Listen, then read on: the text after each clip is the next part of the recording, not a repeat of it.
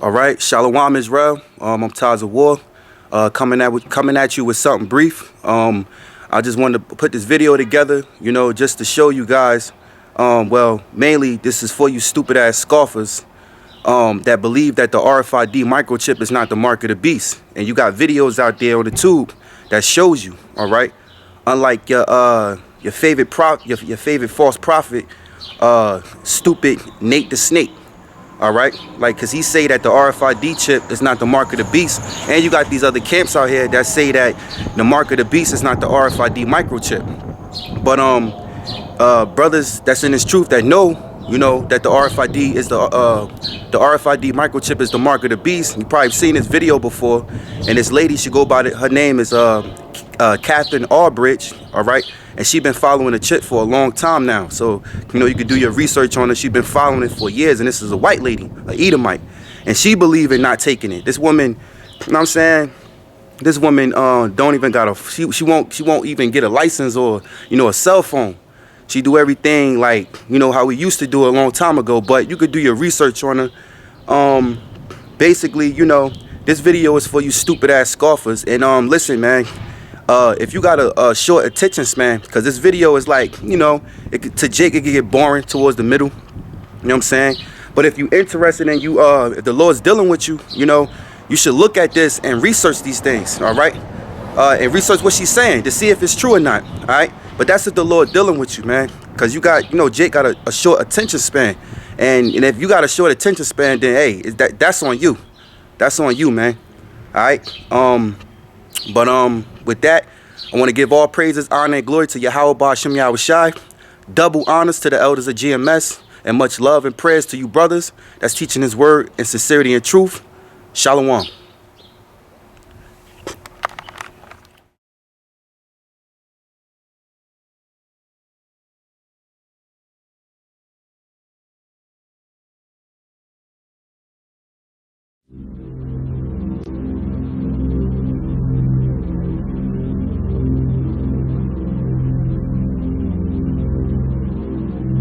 What happens if your own government is using more force and more coercion on its own citizens for the purpose of achieving its political ends? Is that government engaged in terrorism? American people expect us to protect them and protect their civil liberties. I'm going to do that. What is being sold to the American people today as Americanism, if you peel off the label, you find so much similarity to what we were fighting against when we were fighting communism and Nazism and fascism. The government's now putting a national ID card together. We will be carrying our papers, and they have recommended there'll be checkpoints throughout the country. Some type of a physical proof, such as fingerprints or retinal prints, have to be on it. Desires of the people really have no consequence. They go out and they vote. Doesn't make any difference which candidate they elect. Mr. Curtis, are there programs that can be used to secretly fix elections? Yes. This is absolutely Orwellian. I mean, it's talking about Big Brother looking over your shoulder at absolutely everything you do. There is no constitutional basis for a tax on the wages of Americans living and working in the 50 states of the Union. Period. End of argument. If Americans just learned that the IRS was actually knowingly deceiving them, that would be enough for them to rise up and put a stop to it. You caught me unprepared. I'll come back. Well, I don't want to do that. There had to be a law, right? Where is the law? Show me the law. Why is the Supreme Court decision silly argument? And I think we're finished. They think it's the law, and they have all the guns. It's an authoritarian approach. Now we can see a new world coming into view. A world in which there is the very real prospect of a new world order. The latest technology for identifying people when they make purchases is actually the implantable chip that you can actually embed directly into human flesh. Can a microscopic tag be implanted in a person's body to track his every movement? You will rule on that, mark my words. A chip in everybody would be the universal monetary system par excellence. Because there'd be no escape from it. Americans have been taught to expect their salvation from government instead of recognizing government as the most dangerous threat they'll face in their lives. It is the greatest hoax ever perpetrated by government against the working men and women of America. It's organized crime. All you do is you call the Republicans the Genoveses, and you call the Democrats the Gambinos.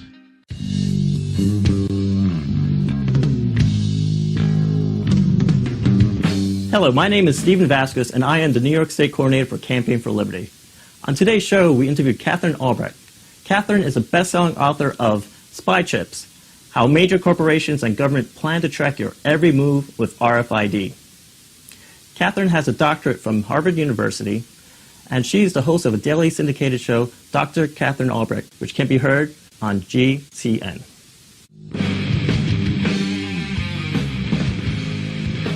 Well, the best way to understand RFID is to understand what the acronym stands for. The RF part stands for radio frequency.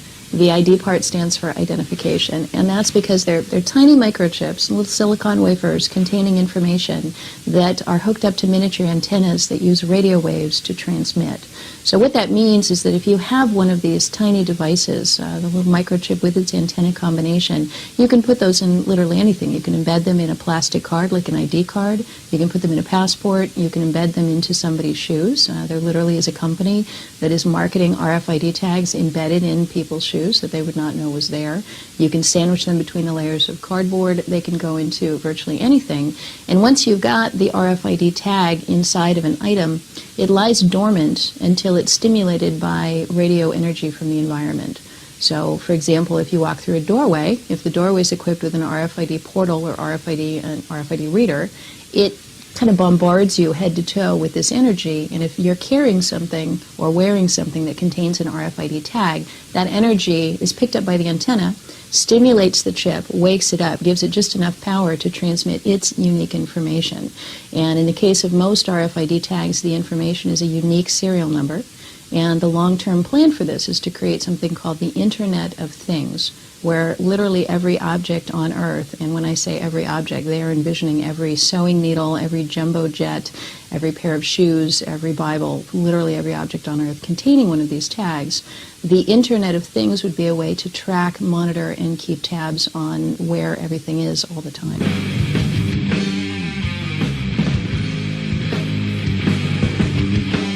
I think there's really three different areas of concern for people who are worried about the privacy impact of having someone scan them through these tags. One of them is the use of RFID tags in products, which we talk about extensively in our book Spy Chips. The idea there is to put them into, you can weave them into clothing labels, you can put them into the seams of fabric, you can put them into shoes. There is ultimately a plan to use them to replace the barcode. And that's how you wind up with literally every object containing one. Once that happens, you can not only be tracked through the things that you buy, you own, you wear, or you carry, but as you walk through the doorway, now an inventory of everything you're wearing and carrying can be made. And because RFID tags, RFID energy, radio frequency energy, travels through the things we normally rely on to protect our privacy, like plastic or fabric or leather, it means that someone would be able to inventory the contents of your backpack, the contents of a woman's purse, everything in your pockets, all the way down to the size and color of your underwear. So that's sort of the first risk, is tagging products. The second risk is tagging people. And that breaks down into two different ways that the RFID industry is looking to do that. One of them is through things that you would carry mandated by law, such as a driver's license, a passport. In some countries, they're actually mandating the use of RFID tagged identity documents that people have to carry, like China, where China was the biggest RFID market on the globe last year, ordering over 1 billion RFID chips to place in the pockets, wallets, backpacks, and purses of the Chinese citizens, so that their communist government can simply point a reader device at someone walking down the street and identify that individual. In China, it's actually quite chilling. When you look at what they're doing, they've actually linked up those RFID chips in the ID cards with information that ranges from someone's employment background, their educational history, their reproductive history, even their landlord's name and phone number. And China right now is experimenting with these surveillance cities. It's begun with the city of Shenzhen, China, where they've literally rigged the entire city with all sorts of surveillance devices, everything from video cameras, surveillance cameras, hidden cameras, all the way down to RFID readers positioned in strategic locations so they can track people. So that's sort of a direction that we're moving, is using this literally and very specifically to track people. And then your third way, or the third concern, also has to do with tracking people, and that's the RFID implant, where there's actually an implantable version, has the tiny microchip, has the antenna, in this case the antenna is sort of a coil wrapped around the microchip, encapsulated in a capsule of medical grade glass, and that is injectable and has been injected into about 2,500 people worldwide to date. That device goes into, typically they're putting it somewhere between the elbow and the shoulder, but the more obvious place would be the hand, because you would want to press it against a reader or transmit that data more directly and more easily. And those microchips are problematic for a number of reasons, not the least of which is that we've discovered that they cause cancer in between 1 and 10% of laboratory animals that they're injected into.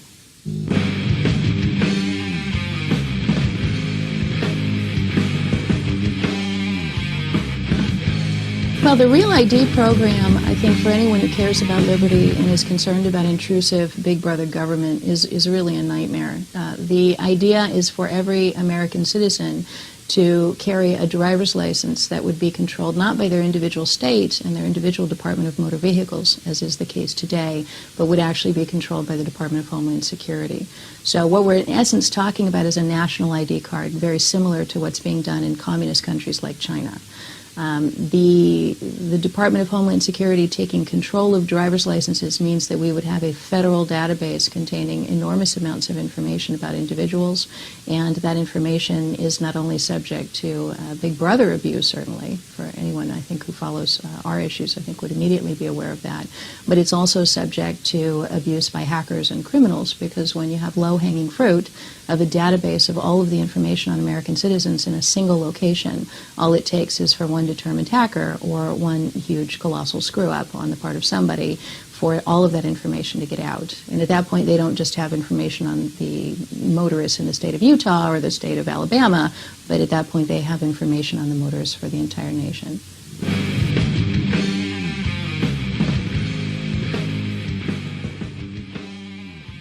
One of the big concerns now is you've got all of the border states being contacted by and sort of co-opted by the Department of Homeland Security and the State Department to begin offering RFID-tagged driver's licenses. Now, when we first stumbled across RFID back in 2001 and 2002, when I was one of the only people sounding the alarm about this technology, we were told repeatedly by the industry that because this was tracking technology, plain and simple, that it would never be used to track people. Very specifically, that it was inappropriate to put it into identity documents, that it would never be used on people, because the technology was developed specifically to track and trace products and items in warehouses. This tag that they're putting into driver's licenses in the states of Washington and New York, and now shortly in the states of Michigan and Vermont, and also Arizona, all of which have agreed to participate, this tag can be read right through your pocket, right through your wallet or your backpack, from 20 to 30 feet away, silently, invisibly, without your knowledge. You would have no way of knowing when and if it was being scanned. And we know, based on information that we have found, that there is a definite interest in doing that. When IBM discussed tracking people in public locations, they talked about doing it for marketing purposes, first of all, so they could tell how long you linger in front of certain sections of the store.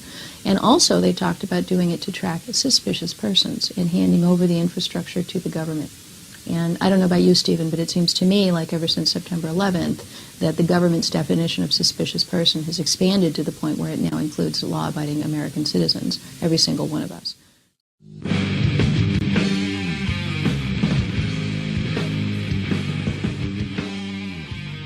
The notion of having people carry RFID tags on their person is enormously problematic for a number of reasons.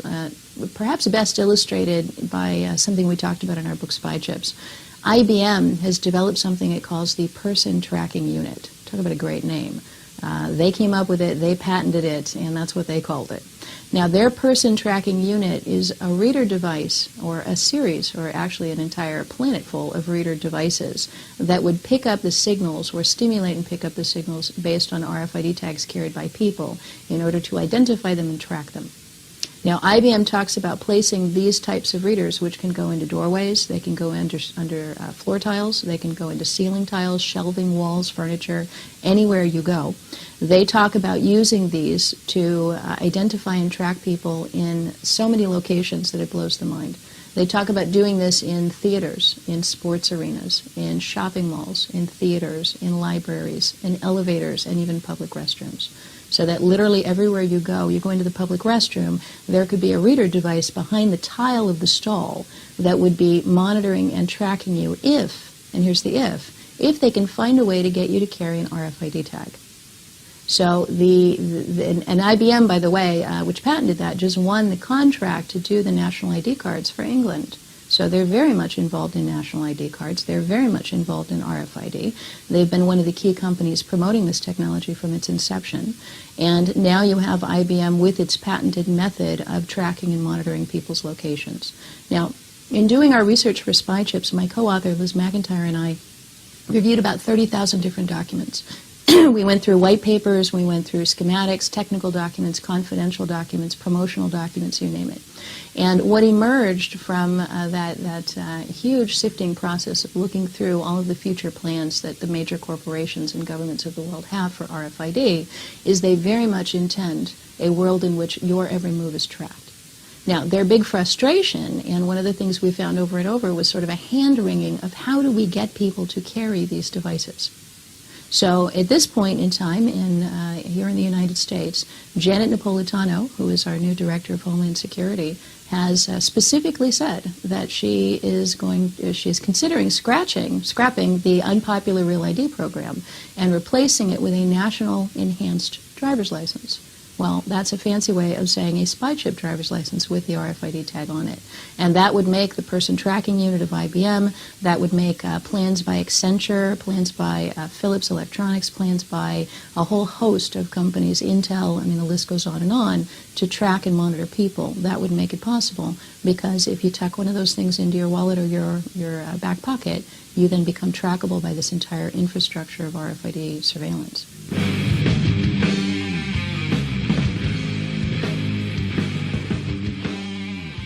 Well, that's the argument, of course, that Homeland Security and the Departments of Motor Vehicles are making about these enhanced driver's licenses. But the reality is that once they have that unique ID number and it's associated with you, it becomes your number essentially for life. So these RFID tags are poised to become the Social Security numbers of the 21st century, where every place you go, if I can pick up that number, then I can identify you. So probably the best way to understand it is to think about Facebook. Most people, if not, many people, if not most people on the internet today have a Facebook account. And on that Facebook page, there's a whole host of information. You've got photographs, you've got a list of your friends, you've got information about what you do and where you've been and what you've done, anything that you post on there. Well, all your Facebook account is a single DNS number. When you punch in the URL, it translates back to a number and pulls up that information. Well, what the RFID industry envisions in this Internet of Things is every physical object on Earth, including every person, to have their own equivalent of a Facebook page. And when I punch in your unique ID number off of your enhanced driver's license, then what I would wind up getting is an entire page of information about you. When I punch in the number from your shoe, I get information. Where's it been seen? Was it seen walking through the doorway of the Atlanta courthouse, and then it was seen walking through the doorway of the local mall, and then it was seen walking through the doorway of perhaps a protest rally of some sort. So all of that information would be logged into a database entry, and that's why they refer to this Internet of Things, where literally every physical object will have this entire record. So in the case of a pair of shoes, it might say where it was made, what sort of labor went into it, what materials it was made out of, what shipping facility it was sent to, which crate it came over on from China, what store it was sold at. But where it really gets disturbing is then it goes on. Who bought it? What credit card number was used? What date was it purchased? Where else has it been seen? And so you can see over time these unique ID numbers actually become associated with some pretty intimate information.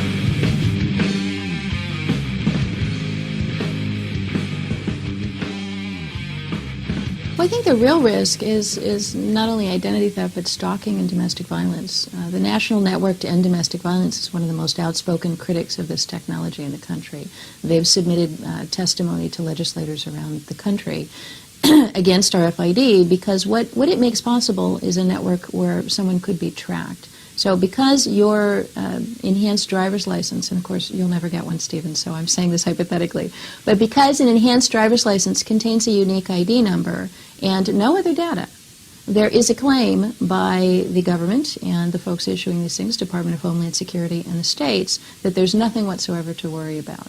Well, the reality is there's a reason why we don't have our Social Security numbers printed across the front of our shirts, because Social Security numbers at this point are keys to unlock vast databases of information. So if I know your Social Security number, I can go in and I can get your credit history, I can pull up information about your mortgage, I can pull up information about possibly your medical records, a whole variety of things.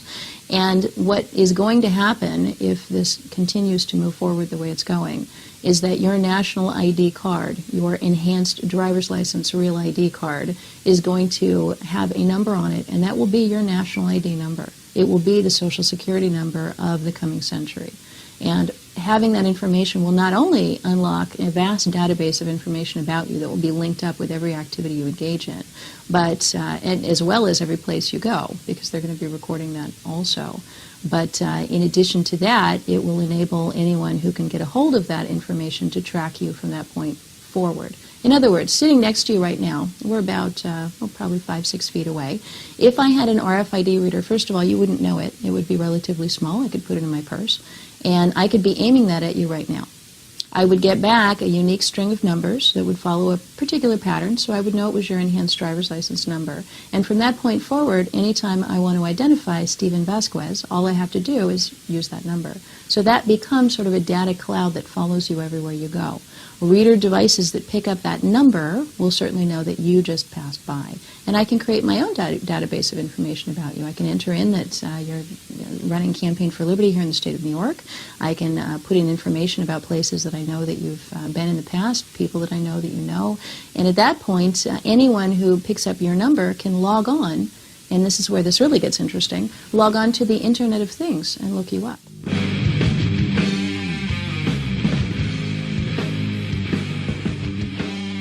Well, that's one of the real problems with the enhanced driver's license is of all of the RFID standards that they could have chosen, the Department of Homeland Security chose the least secure, longest range RFID chip on the market. So this is or at least the least secure, longest range standard RFID chip available, something called a Gen 2 for Generation 2 or second generation RFID tag. These are the ones that were developed for use in warehouses like Walmart, where your goal is maximum tracing and trackability of products. Now, there are other forms of RFID they could have chosen that are encrypted, that have a shorter read range, but they chose the one that can be read from 30 feet away by not just government readers, by any RFID reader. You can go into a back room at a Walmart distribution center, and there are minimum wage employees carrying around the reader devices that you could then turn around and aim at a person walking down the street and read their RFID tag driver's license, read their enhanced driver's license. There's literally no encryption, there's no protection, there's no data scrambling, there's nothing. You can read the number in the clear. So it is just mind-boggling that the Department of Homeland Security would choose that particular standard for RFID. The only possible explanation is they wanted maximum traceability and trackability of these tags. So the short answer to your question, there is no security whatsoever, and this is going to leave us open to widespread abuse and tracking, not just by criminals and hackers, but also by corporations that would love to get access to these databases and trace and track people around.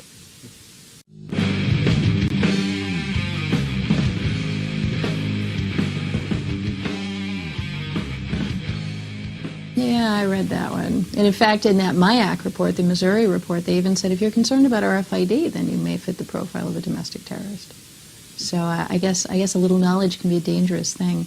I think that whole move towards profiling individuals is going to be accelerated immensely if we get these RFID tag driver's licenses. Let me give you an example. I'm going to be giving a speech this evening here in Albany for the John Birch Society. And it is possible for people at the door to simply pay a couple of bucks and walk in and be part of that group. I've spoken to groups all over the country, literally thousands or probably tens of thousands of people at this point. If they wanted to, let's say we fast forward 10 years to the point where many of the people in the audience would have one of these enhanced driver's licenses in their wallets, especially if they become mandatory. If they wanted to, the government could simply pose as yet another person interested in getting the information, mill around the crowd with an RFID reader in their backpack, and collect these unique ID numbers for every single person at that event, and then put them on a watch list for being interested in RFID. Heavens. I mean, that's crazy, but that's one of the things they actually said in that Missouri report. Another example, depending on your politics, any First Amendment protected event could be subject to the same kind of tracking. You could have FBI agents showing up at a gun rally or a peace march or a pro-choice or an anti-abortion event, whatever it might be, and simply by walking through the crowd with a reader device, they could download scores, dozens, hundreds of unique ID numbers from these individuals, and then immediately one-to-one identify them through this federal government database of who they are. Not just who they are, where they live, with their eye color and their height and their date of birth and their place of birth and every other piece of information that would be connected with an identification document.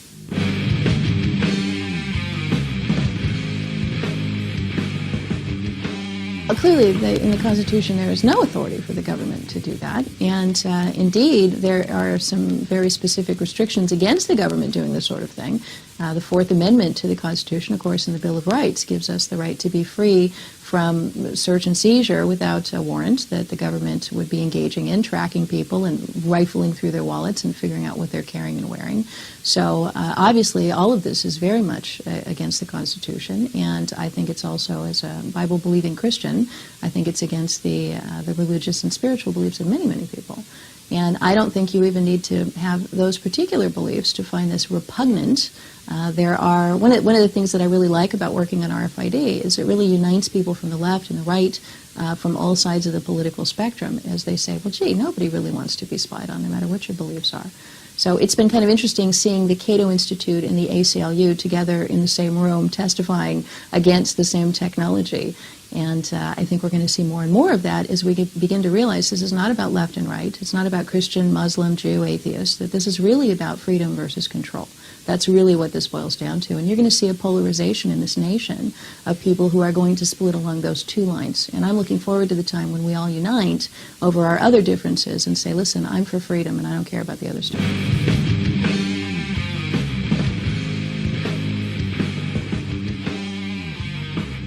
The real problem when you start creating databases of information is you create what I've before called low-hanging fruit.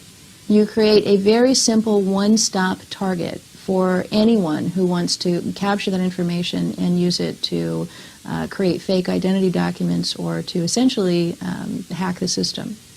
So you take a look at California, for example. California has had a huge problem with criminals, essentially criminal gangs, infiltrating their Department of Motor Vehicles, literally getting jobs there, becoming supervisors there, and then using their position to obtain driver's licenses and identity documents for undocumented immigrants, we'll call it that.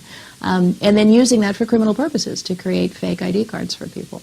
The California Department of Motor Vehicles periodically has to go in and have a purge and fire enormous numbers of people. They've done it now several times. Well, the problem, if you're in California, well, gee, tough luck. I'm over here in New Hampshire. We're out here in New York. We don't have to worry about that because the focus is really in California where they've got a big illegal immigration problem.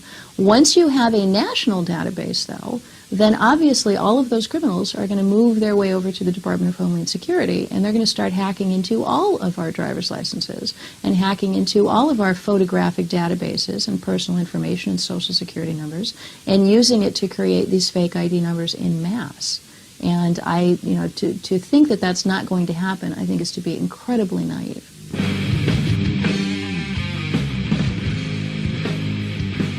Well, I think the key thing that we need to do is educate the public. I am shocked at the number of people who have signed up for these enhanced driver's licenses without having read spy chips, without having informed or educated themselves about this issue, believing the mollifications that they've been given by their departments of motor vehicles in the states of now Washington and New York and soon these other states as well. We need to educate them and let them know, listen, what you've just put in your wallet is not just an easy way to cross the border.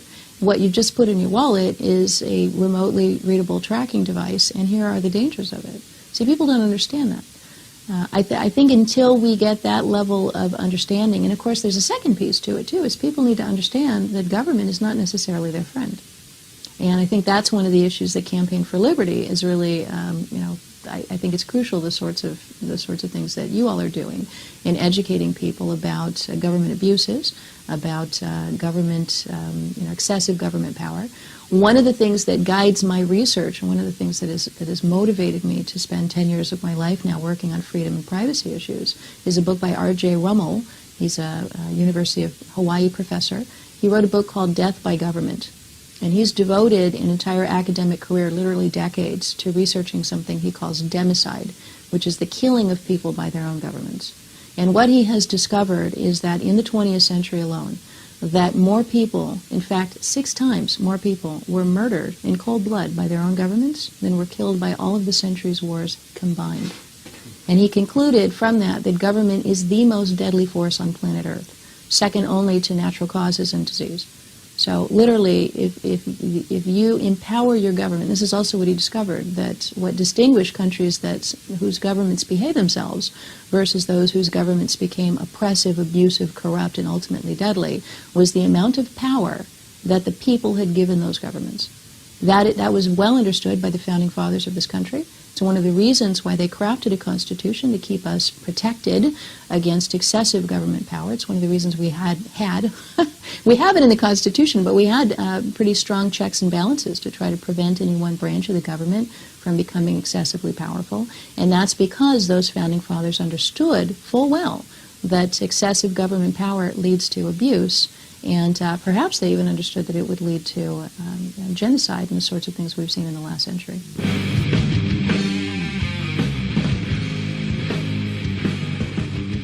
Well, I've got a daily radio program. I'm on Monday through Friday from 4 to 6, right after Alex Jones on the Genesis Communications Network. That's online at gcnlive.com, GCN for Genesis Communications Network.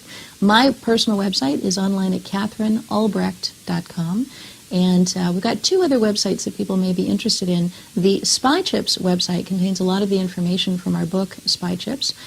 Information about product tagging, places where you might find RFID tags slipped into things, an explanation about RFID, and a lot of stories of our battles fighting against the industry, in many cases quite successfully, I may add.